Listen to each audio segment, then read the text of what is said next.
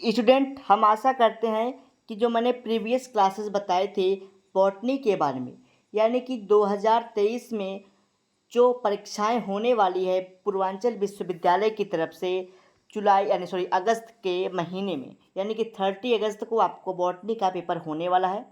ठीक, तो उसी सिलसिले में हम आपको बॉटनी का पेपर सॉल्व कराने वाले हैं। तो जो आप पेपर देख रहे हैं ये जूलॉजी का पेपर है। प्रीवियस क्लास में मैंने आपको बॉटनी के पेपर के बारे में डिस्कस किया था कि जो बॉटनी का पेपर है उसमें किस प्रकार से क्वेश्चन पूछे जा सकते हैं आपके पूर्वांचल विश्वविद्यालय में। तो ये जो पेपर दिख रहा है ये एक यूनिवर्सिटी है जिसका नाम है जननायक चंद्रशेखर महाविद्यालय। ठीक, उस यूनिवर्सिटी का ये पेपर है, विश्वविद्यालय का ये पेपर है। जो ये जूलॉजी का पेपर है ये आपके न्यू एजुकेशन पॉलिसी यानी कि नेप के अकॉर्डिंग है। ये जो पेपर है वो जननायक चंद्रशेखर यूनिवर्सिटी का है, जिन्होंने अपने बीएससी 4th सेमेस्टर की जो परीक्षाएं हैं उसको करा रही हैं, यानी कि हो चुकी है वहाँ पे परीक्षाएं जूलॉजी बॉटनी की। तो वहाँ से हमारे एक स्टूडेंट के द्वारा ये पीडीएफ यानी कि ये हमको पेपर मिला जो हम आपके साथ साझा करेंगे, जो आपके एग्ज़ाम के पॉइंट ऑफ व्यू से काफ़ी इम्पॉर्टेंट होगा। तो वहाँ का जो उस यूनिवर्सिटी का सिलेबस है, यानी कि उत्तर प्रदेश में लगभग जितने भी यूनिवर्सिटी है सारे यूनिवर्सिटी का सिलेबस अकॉर्डिंग टू नेप यानी कि न्यू एजुकेशन पॉलिसी के द्वारा सारी यूनिवर्सिटी चलाई जा रही हैं, उनके परीक्षाएं कंडक्ट कराई जा रही हैं। परीक्षाएं की टाइमिंग थोड़ा सा चेंज है बट सारी जो पॉलिसी है वो अकॉर्डिंग टू नेप हो रही है, यानी कि नेप के अकॉर्डिंग ये आपका जो है सिलेबस है।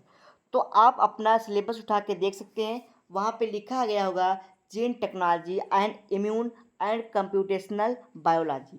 तो ये आपका सिलेबस का नाम होगा। जो जूलॉजी का पेपर है ये 2023 के महीने यानी कि जुलाई में कंडक्ट कराया गया था।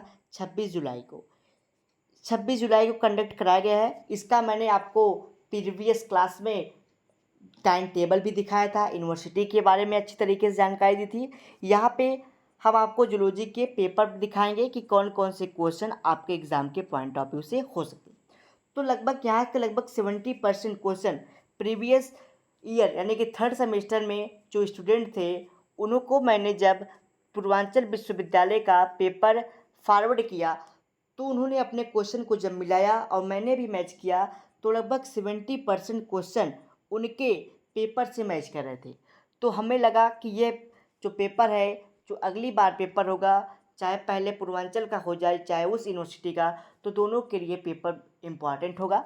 तो पहले जननायक यूनिवर्सिटी ने अपना पेपर करा दिया, तो यह पूर्वांचल विश्वविद्यालय के लिए बच्चों के लिए काफ़ी हेल्पफुल वीडियो होने वाला है, जिसमें हम आपको उनके पेपर के बारे में डिस्कस कर रहे हैं। तो आपको पता है पेपर का नाम है gene technology, immunology and computational biology. जो 75 मार्क का है जिसकी ड्यूरेशन यानी कि 3 घंटे की टाइमिंग मिलेगी और यहाँ पे सभी क्वेश्चन आपको अटेंड करने हैं। पहले आपको शॉर्ट आंसर टाइप क्वेश्चन में टीआई प्लाज्मिड के बारे में बताया गया है, यानी कि ट्यूबर इंड्यूसिंग प्लाज्मिड के बारे में बताया गया है। क्रिप्सर कैस के बारे में बताया गया है, cDNA के बारे में बताया गया है। उसके बाद इननेट और एडाप्टिव इम्यूनिटी के बारे में बताया गया है, पूछा गया है। हिस्टोग्राम के बारे में, हिस्टोग्राम कैसे बनाया जाता है, एससीपी यानी कि single cell protein, CPU central processing unit, phylogenetic वृक्ष के बारे में यानी कि फाइलोजेनेटिक प्लांट के बारे में, बायोसेंसर के बारे में पूछा गया है आपको और ट्रांसजेनिक लाइव स्टॉक के बारे में पूछा गया है। तो ये आपके 10 क्वेश्चन यहाँ से पूछे गए हैं शॉर्ट आंसर टाइप में। जो क्वेश्चन ये लगभग 3.5 नंबर की एक क्वेश्चन है, यहाँ से आपको 10 क्वेश्चन देखने को मिला लगभग 35 नंबर का। तो आपके ये जितने भी क्वेश्चन है ये आपके एग्ज़ाम के पॉइंट ऑफ व्यू से मोस्ट इंपॉर्टेंट क्वेश्चन है, आपको सारे क्वेश्चन को तैयार कर लेने हैं। उसके बाद आपसे पूछा है रिस्ट्रिक्शन एंडोन्यूक्लियस के बारे में यानी कि RE के बारे में। RE ये मैंने आपको पढ़ा रखे हैं रिस्ट्रिक्शन एंडोन्यूक्लियस के बारे में कि यह क्या होता है, ये किस प्रकार से कार्य करता है, कैसे ये DNA को और प्लाज्मिड को कट करता है, इन सब के बारे में मैंने अपने बीएससी फोर्थ सेमेस्टर के जूलॉजी के प्लेलिस्ट में सारे वीडियो लेक्चर आपको प्रोवाइड कर दिए हैं। आपको सिंपली प्लेलिस्ट में यूट्यूब चैनल बीएससी बायोलॉजी के प्लेलिस्ट पे जाना है, वहाँ पे आपको विजिट करना है प्लेलिस्ट सेशन में आपको बीएससी फोर्थ सेमेस्टर का प्लेलिस्ट मिलेगा, जूलॉजी का और बॉटनी का। आप बॉटनी के सिलेबस से बॉटनी के टॉपिक को कवर कर सकते हैं और जूलॉजी के प्लेलिस्ट से जूलॉजी के टॉपिक को कवर कर सकते हैं। जेनेटिक इंजीनियरिंग के बारे में यहाँ पे मैंने बताया है, यानी कि आरडीएनए टेक्नोलॉजी के बारे में। एग्रीकल्चरल फील्ड में इसका क्या उपयोग है उसके बारे में लिखना है आपको। देन आपको बताना है genetic analysis of human disease, यानी कि ह्यूमन डिजीज जेनेटिक एनालिसिस, इसके बारे में भी मैंने अपने जल्दी प्रीवियस यानी कि रिसेंटली हाल ही में इस वीडियो को अपलोड किया है, तो आप वहाँ पे जा कर के वीडियो को देख सकते हैं। थर्ड आता है, यहाँ पे थर्ड यूनिट पूछा गया है एंटीबॉडी की संरचना एवं प्रकार के बारे में बताइए कि एंटीबॉडी क्या होता है उसके बारे में, यानी कि आपको एमएचसी फर्स्ट और एमएचसी सेकेंड के बारे में पूछा है, तो मैं ये जल्दी इसका वीडियो आपके साथ साझा कर दूंगा। पांचवें क्वेश्चन के बारे में पूछा आपको मीडियन के बारे में बताया है कि मीडियन किस प्रकार से आपको इसकी मीडियम को निकालना है, तो मीडियम के बारे में पूछा है।